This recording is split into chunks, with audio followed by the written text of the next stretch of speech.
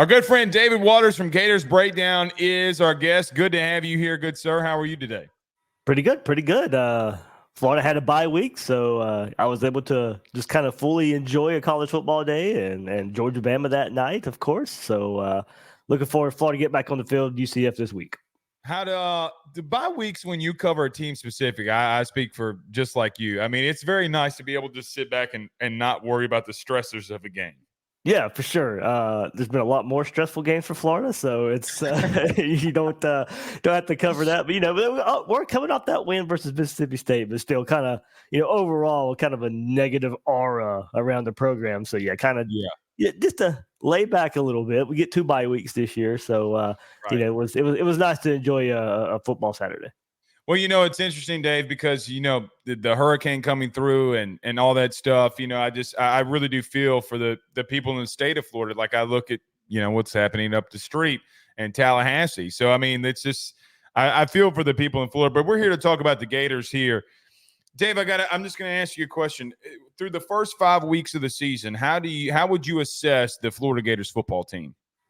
Very disappointing. You start the season off against Miami and that staff who's also going into year 3, and it wasn't even close. It was a domination by Miami, a staff that was hired at the same time, recruits that you were fighting for year in and year out, week in, week out against Mario Cristobal showed up in that game. And then their transfer portal acquisitions hit a lot more than yours do. So it lets you know just how far Florida has kind of fallen in the same timeline as Miami, a team now that's be looking at as a college football playoff contender, and Florida sitting there middling at 2-2. 2 weeks after that game, also a disappointing home loss to Texas A&M. So right. That's a home loss. So we're talking about the mystique of the Swamp just being erased by Billy Napier right now. Teams don't fear coming into 90,000 Gator fans right now because the last 2 games that we've seen, for a year that was supposed to be very critical for Billy Napier. Teams have walked out of the Swamp with a win. And Blake, to me, that dates back to that Arkansas game last year. Yes.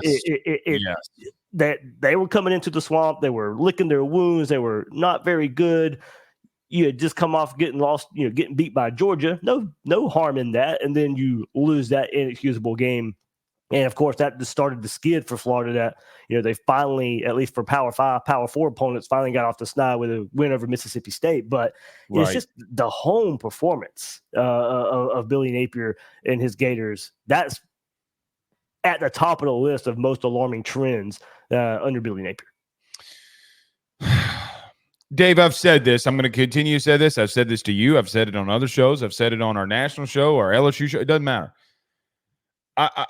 Look, I think being an LSU fan, I get to a place where like that game, that team, that program scares the bejesus out of me. And to your point, like the team that I cover also goes into, the Swamp this year. And I'm like, look, man, you've had 2 opponents that have gone in there and done what they needed to do to win. And I think that that's a big point. Let me ask you this. Is there something that this team has done through the first, let's just say, quarter of the season that you think that they can build on and maybe, I don't want to say upset a team, Dave, but is there something that it's going right, they can build off on it, and maybe they can win some games here? I think if you're going that route, you probably have to go to the offensive side of the ball because the defense, once again, just very disappointing for a team, for a program that was a given, much like LSU. Defense was an afterthought because you just knew they were going to be good. Right. And now both programs are fighting 4 or 5 years in a row where it's just unacceptable for programs of this stature. So if Florida's going to upset some teams, you're probably going to have to do it in a shootout fashion for the offensive side of the football. You've seen the quarterback rotation now, and then maybe they're going to start getting more comfortable into that as Graham Mertz comes back from concussion protocol, a little more healthy now. DJ Lagway, we'll see what the rotation holds. Is it going to be every 3rd, 6th, 9th drive for DJ Lagway like it was the last game? Will it be more? Will it be less? That's just something we'll have to find out as more games are played. But for Florida, I think leaning into that receiver room. I like what Florida has at running back, but they're sticking with Montrell Johnson maybe a little bit too much ahead of some backs behind him who have been producing a bit more. But the offensive line hasn't necessarily been able to hold up and run blocking. So I think Florida needs to lean into that passing game a little bit more. They got their deep at receiver. They got some weapons at receiver. Should be getting Trey Wilson back sometime soon as well. But Chimere Dike, Elijah Badger from the transfer portal have been pretty good revelations. Badger's really good, man. That kid surprises me. He's a really good player. Yeah, really physical. I mean, we get what we thought we would get out of him. He's very physical, can break tackles. He's exactly what we thought we were getting at that position. So if it's me, Blake, I lean more into the passing game, use those weapons a bit more, and, Florida maybe can win some shootouts coming up. But if you go to that defensive side of the ball, there's just not much to point to. Once again, that they do well. The linebacker spot is better, but it's one of the worst rush defenses in the country. They still give up big plays with miscommunication and misalignments on the back end. So it just seems like a broken record right now. Ron Roberts I know you got some history with him, has not paid off whatsoever. It's a more conservative defense than it was a year ago under Austin Armstrong. So count me surprised as to how bad it is. I didn't expect no nation's best defense as a turnaround, but I expected improvement. We haven't seen it. You brought up first the quarterback rotation. How have you liked or disliked that rotation so far?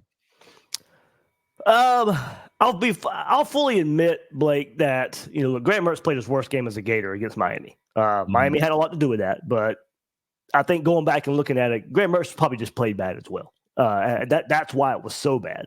Miami did some good things. He did some really bad things. So combo that together, that's the performance that you got. And then, he gets knocked out of that game, and DJ Lagway lights it up against Samford. And, of course, a lot of us were like, just go ahead and turn the page. Maybe it's a lost season anyway. Build some snaps with DJ Lagway. There's going to be ups and downs. It's going to be a roller coaster. He's a true freshman. You expect those type of things, especially if he's going to be taking snaps early in the season, not coming in mid-season or anything. He's coming in early in the season.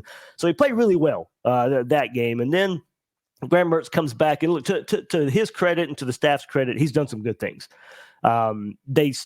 With that Miami game, even the Texas A&M game, I think they were asking him to do something we all wanted to see, but I don't think it's going to play out. And that's push the ball down the field. He just can't. It's been a disappointment. And it was an off-season focus in spring, in fall camp. Let's push the ball down the field with Graham Mertz. They've tried. It just isn't working. So against Mississippi State, they played within the offense a bit more. You saw last year, Graham Mertz, he only had 2 incompletions the whole day. And it's not a bunch of explosive plays. It'll be some 30, 40-yard plays, but very few and far between. But you're not going to get those 60, 70 if it's not the wide receiver taking a short, catch and run down there. The ball traveling in the air for a deep play, it's not there. So I think they've cater the offense a bit, lean into what Graham Mertz does well, bringing on DJ Lagway. What he did against Mississippi State was impressive. I know that defense isn't the greatest in the world, but his 2 touchdowns. They did some good things against Texas. Maybe they might not be that bad. They did, and the DJ Lagway's 2 touchdown drives, he was backed up inside of his own 10-yard line against Mississippi State. So I'll go back and say, all right, maybe don't hand the keys off. If you want to win some games, if you want to try and fight for some bowl eligibility, maybe even fight for Billy Napier's job, Graham Mertz is probably still part of that equation. I feel like, Dave, in this scenario, correct me if you think that I'm wrong. Really, I want you to. I feel like if Billy knew that he had another year, the keys would have already been passed. I can see that. If he knew, hey, man, listen, guys, we got to get this young quarterback ready for next year. And I feel like that he's got to feel the pressure. I mean, I listened to his press conference a couple of weeks ago, and people were like, has there been a conversation about you and not being here next year? He's like, no. And maybe there has, maybe there hasn't. I don't know, but he certainly feels the pressure. I feel like, Dave, that you would have gone the 100% DJ Lagway route if he were here a year before this one, right? And maybe I'm wrong, maybe I'm not. I don't know. It's just how it feels. Let me ask you about defense. Yes, Ron Roberts is somebody that I know. I've been around him a long time. The aggression part of it's not him. And it's not, as I know him, it's not going to change. To your point and to your thought, what has been the most disappointing? I know you're talking about run defense, but has that been the worst thing on the team so far is run defense? Or what would you say has been the worst part of it?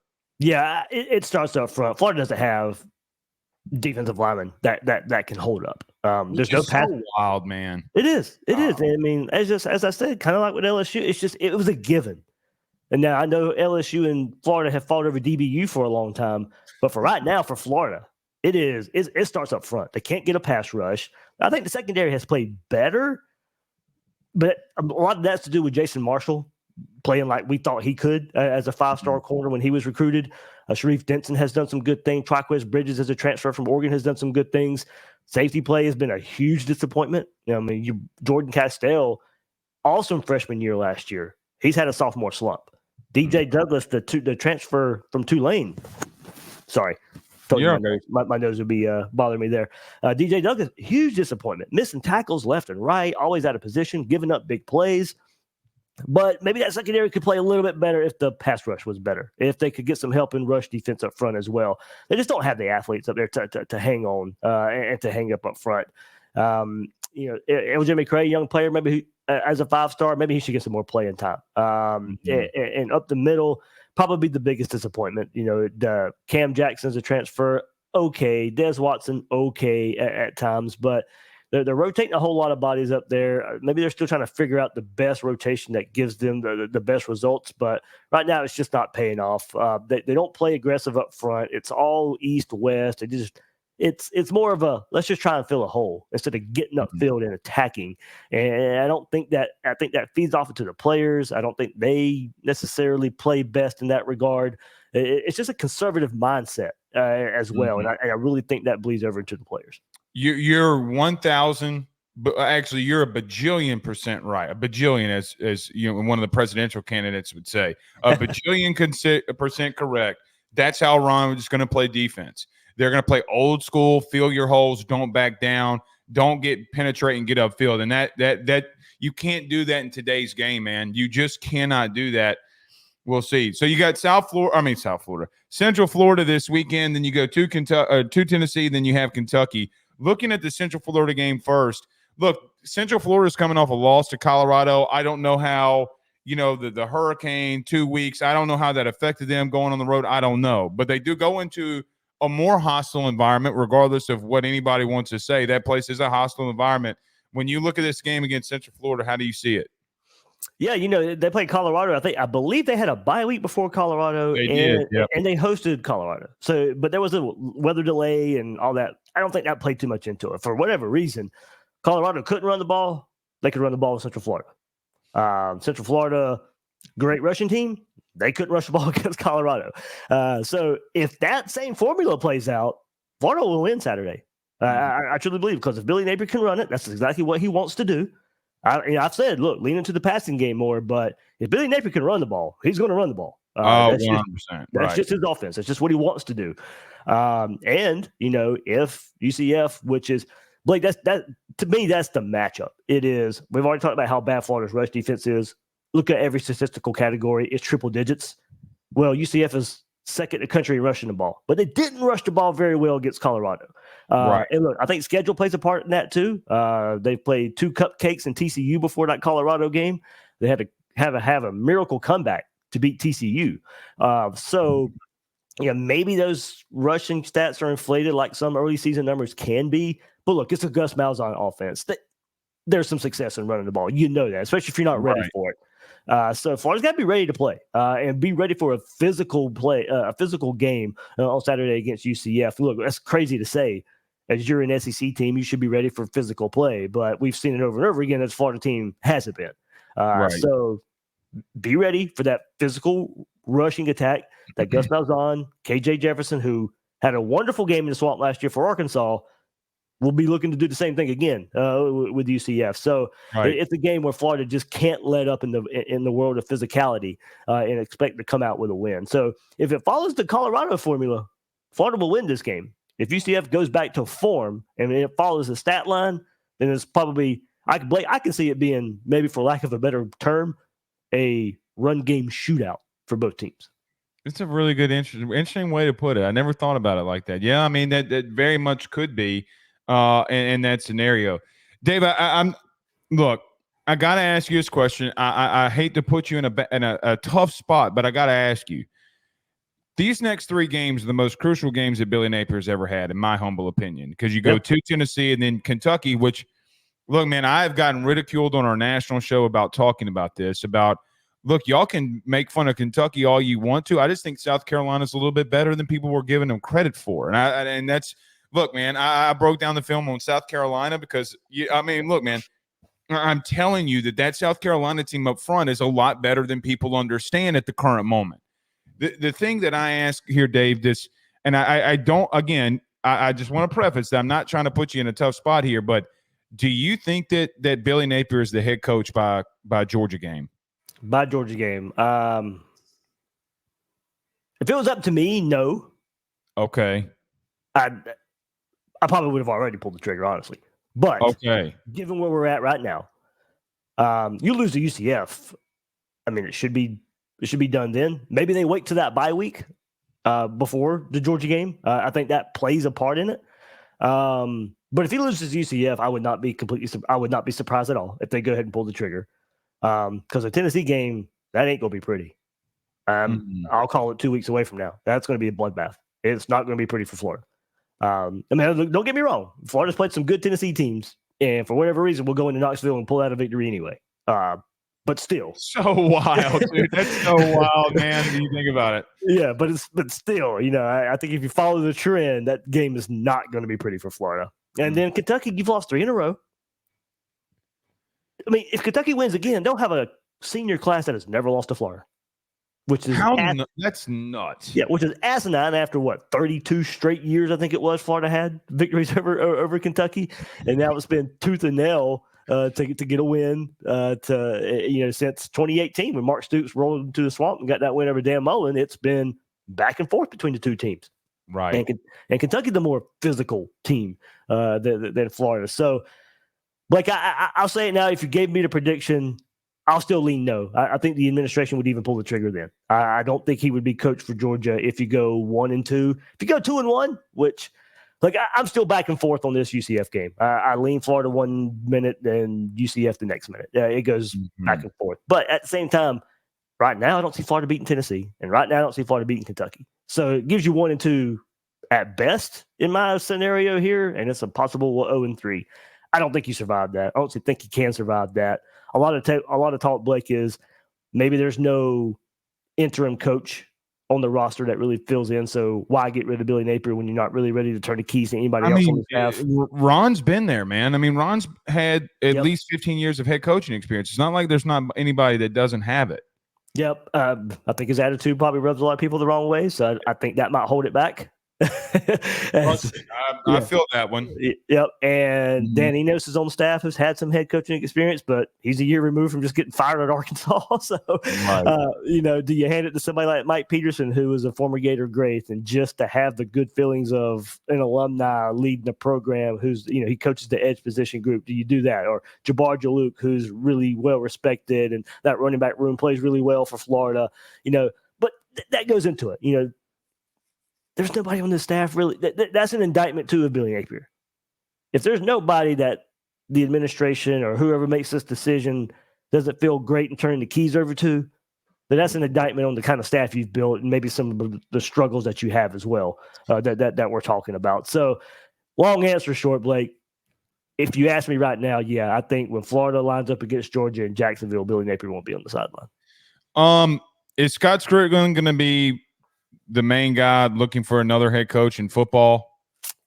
Not from my understanding, no. There'll be some big name boosters, well-to-do boosters probably making this decision, or having a heavy influence in making this decision. It will not be Scott Strickland's decision alone, in my mind. From everything I'm hearing, his job will be safe. There's a lot of leadership at Florida. There's no president right now at Florida. There's an interim president, Kent Fox, who came back, who was a former president at Florida when Ben Sass resigned. So there's a lot of leadership flux at Florida right now. I think that helps Scott Strickland save his job. But at the same time, I don't think he is going to be the majority decision maker for Florida's next head coach. Who, if you had your choice, who would you go after? Lane's top guy. I mean, he's just going to be. There's been some talk in recent years. He'd loved the Florida job. Was not happy when he didn't get the interview even last time. But Scott Strickland, and as you know, Blake, zeroed in on Billy Napier. Billy Napier was the guy. We heard we heard maybe Brian Kelly was interested before the LSU talk came out, and maybe leaving Notre Dame. Lincoln Riley his name was thrown around at the same time of maybe he would be interested in Florida's job. But whether that's true or not, we do know what's true was Scott Strickland was zeroing in on Billy Napier, and that was his guy. So there was some talk that Lane was not happy about that, but would love the Florida job or a job like Florida. So he's got to be top of mind, I think, for having conversations. Some of the booster inclination, that might be where they would lean first.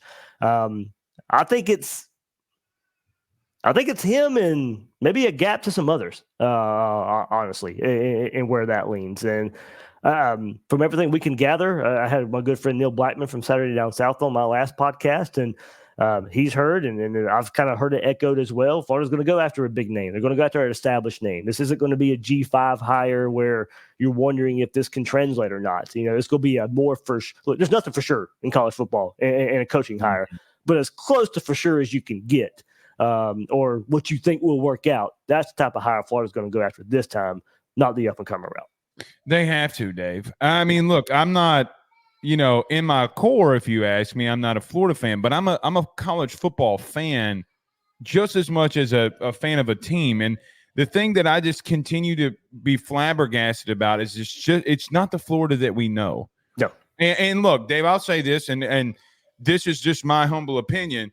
But everybody keeps asking me, like, if it were Lane, well, what job is better, Ole Miss or Florida? Well, Lane Kiffin made that the Ole Miss job look as good as it is. Yeah. Florida's resources, when right, and what they do is 1,000% a better overall job. Like, why are people even why are you talking? Like, I think it's the laziest take.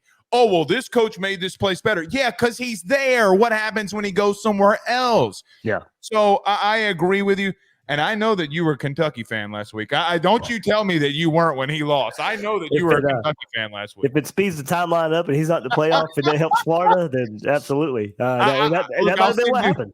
I'll send you an LSU shirt for 2 weeks that you can wear during that game. Okay, that way we pretty much know that he might be in play here. All right, Dave Waters, Gators Breakdown. Is there anything I've asked everybody that we talked to the last couple of weeks? Is there anything that you have been focusing on with the Gators that maybe I didn't ask or touch on? Oh, I can still get big picture, Blake, and Billy Napier's future here. And look, Florida, not a major player, but Demetrius Samuel, a safety, just decommitted from Florida. He was committed to Syracuse, flipped to Florida, flipped back to Syracuse. That not necessarily specifically on that player, but it brings up the bigger picture of, all right, say Billy Napier somehow does go 6-6, 7-5. Don't get me wrong, that's a remarkable turnaround for where Florida's at right now and the schedule coming up.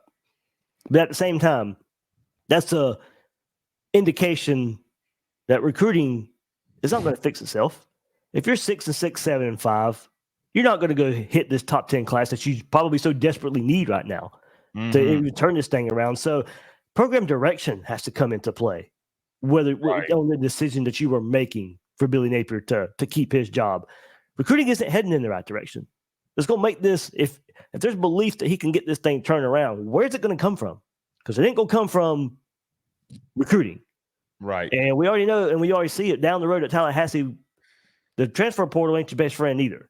No, you're going to really hit or you're going to really miss. There's no far in between here. Right. So, it can be an easy fix early in the coach's tenure, but you shouldn't be relying on the transfer portal to help turn this thing around going into your fourth season. Right. So to me, with the way the recruiting is headed as well, that should be another indictment on the direction of this program under Billy Napier. David Waters. That's why he's the best. I'll say this. I know that you're secretly enjoying what's going on in Tallahassee. Don't you tell me otherwise. I know that you love what's going on there. I won't lie.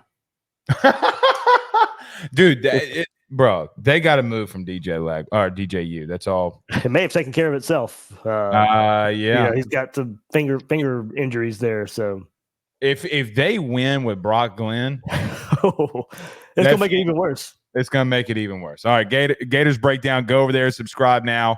Dave, we greatly appreciate you joining us, buddy. All right, Blake. Thanks for having me, man.